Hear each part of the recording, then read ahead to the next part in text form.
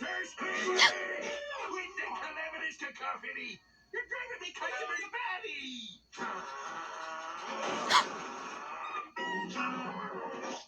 Well, I'm sorry you rubes can't enjoy jazz. I'm practicing for a very important open mic night tonight. Well, practice somewhere else.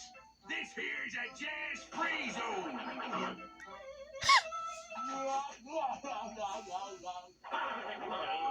Fine. I'll take my music to the people then.